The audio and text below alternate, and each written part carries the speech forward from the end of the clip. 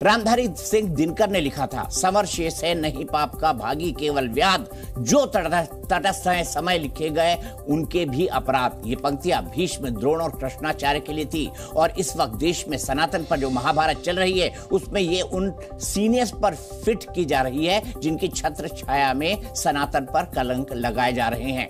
शुरू करते हैं। उदयनिधि स्टालिन ने सनातन धर्म को डेंगू और मलेरिया बताकर जो विवाद छेड़ा, उस गाली गलौज के लेवल को INDIA अलायंस के दो नेता और आगे ले गए हैं।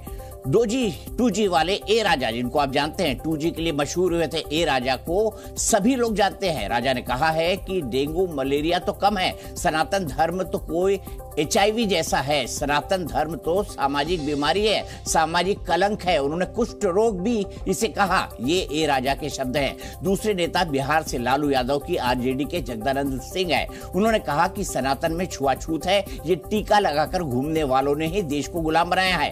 कल ही कर्नाटक के गृह मंत्री ने हिंदू धर्म के वजूद पर ही सवाल उठाए थे। अचानक से सारे नेता सनातन के एक्सपर्ट बन गए हैं, जितने मुंह उतने बयान। उसके बाद सफाइयां भी दे रहे हैं। लेकिन जिन बड़े नेताओं की छत्र छाया में सब हो रहा है उन सब ने चुप्पी ओढ़ रखी है। एक सेलेक्टिव सा सन्नाटा छाया हुआ है। ममता बनर्जी जैसे कुछ एक नेताओं ने जरूर बोला कि ऐसे बयान नहीं दिए जाने चाहिए थे, लेकिन सोनिया गांधी, राहुल गांधी, लालू, नीतीश, उद्धव, केजरीवाल, अखिलेश, इन सब के बयान और खंडन मंडन ढूंढे नहीं मिल रहे हैं। कल प्रधानमंत्री से निर्देश लेकर बीजेपी आज से सुपर एक्टिव हुई और इन नेताओं की खामोशी पर ही सवाल उठाए। पूछा कि सनातन और हिंदू धर्म के अपमान का एजेंडा क्या इंडिया अलायंस की मुंबई मीटिंग में फिक्स हुआ था? बीजेपी ने संविधान की कॉपी में सनातन की झलक कांग्रेस को दिखाई और फिर चैलेंज देकर कहा कि सनातन को मुगल और अंग्रेज नहीं हिला पाए, कांग्रेस और उसके साथी क्या खा खिलाएंगे। और भविष्यवाणी भी की कि सनातन का यह अपमान विपक्षी गठबंधन को चुनाव में भारी पड़ेगा। बहस में पहला सवाल है कि सनातन को ये गालियां क्या इसलिए दी जा रही हैं ताकि हिंदू वोट और हिंदू वोट को फिर जातियों में बांटा जाए और चुनाव में काम बनाया जाए? दूसरा सवाल थोड़ा इंटरनेशनल लेवल पर है, सोचिएगा आप जरूर इस पर।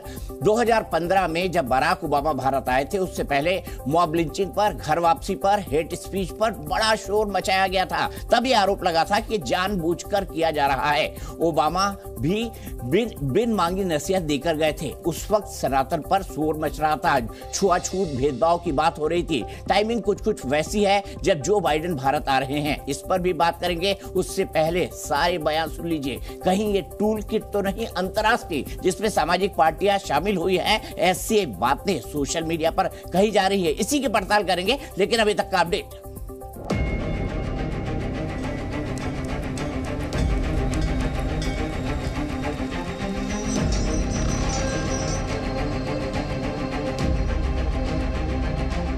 அப்படிதான் இந்த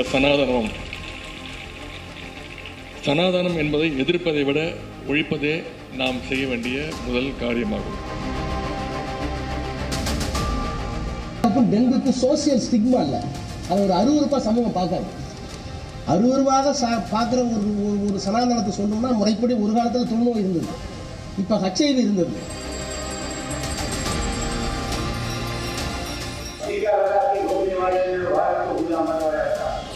ಹಿಂದೂ ಧರ್ಮ ಯಾವಾಗ ಹುಟ್ಟಿತು, ಯಾರು ಹುಟ್ಟಿಸಿದ್ರು ಹಿಂದೂ ಧರ್ಮ ಇನ್ನೂ ಕ್ವಶನ್ ಮಾರ್ಕ್ ಬಿದ್ದಿದೆ, ತೆಗೆದಿಲ್ಲ ಕ್ವಶನ್ ಮಾರ್ಕ್. सनातन की परीक्षा न लें, सनातन धर्म को जाने बगैर सनातन में राम भी पैदा हुए, परशुराम भी पैदा हुए। इस तरह की टिप्पणियों के हम साथ नहीं हैं। भारतीय राष्ट्रीय कांग्रेस हर धर्म को, हर सोच को साथ लेकर चलने की इतिहास रखती है। मुंबई की बैठक में आपने क्या तय किया है कि हिंदू आस्था और हिंदुत्व को बदनाम करना है? Any religion that discriminates between fellow human beings is not a religion. And I follow the constitution. कुछ ऐसे लोग हैं जो हमारे सनातन धर्म को चुनौती देते हैं। आज अगर यहाँ का वो नजारा देखते तो उन्हें समझ आता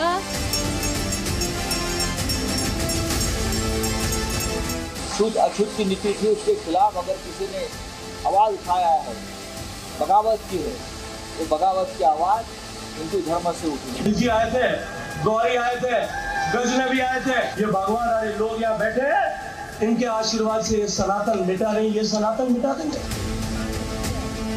इसको मिटाने के लिए अनेकों लोगों ने प्रयास किए हैं, लेकिन वो मिट गए हैं। लेकिन सनातन अपना उसी प्रकार से चिरस्थायी खड़ा हुआ है। இன்னொன்று சனாதர்மத்தை கடைபிடிங்கன்னு பிரதமர் சொல்றாரு. அவர் உள்ளபடியே கடைபிடிச்சிருந்தா இத்தனை வெளிநாட்டு போயிருக்கூடாது. ஏன்னா ஒரு நல்ல இந்து வெளிநாடு கடல் கடந்து போகக்கூடாது. देश को विनाश के पथ पे ले जाने के लिए, सनातन धर्म को नष्ट करने के लिए, यही इनका असली चेहरा है।